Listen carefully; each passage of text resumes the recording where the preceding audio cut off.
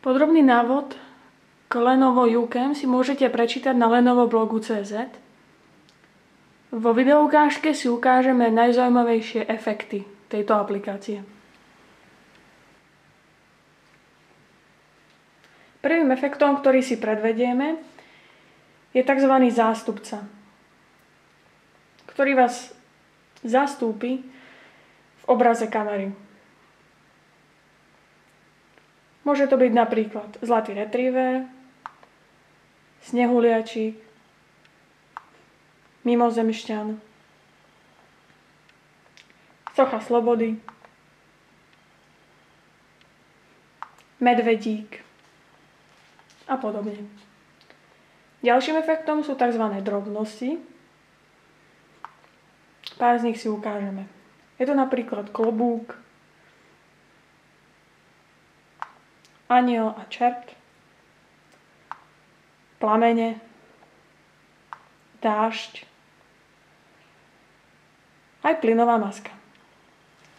K ďalším efektom patria tzv. Scény, kde si môžete vybrať napríklad váš obraz na plátne maliara,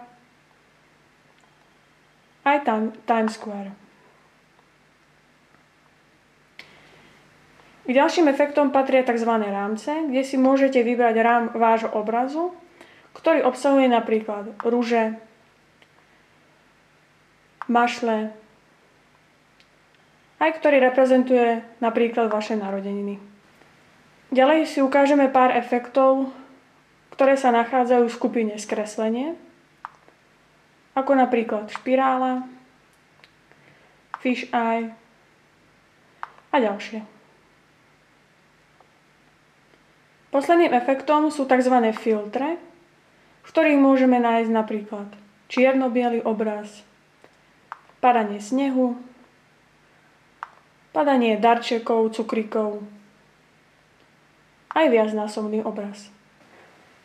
Nad hlavnou skupinou efektov sa nachádzajú tzv. Mini efekty, pripomínajúce komiksové efekty, napríklad výkričník,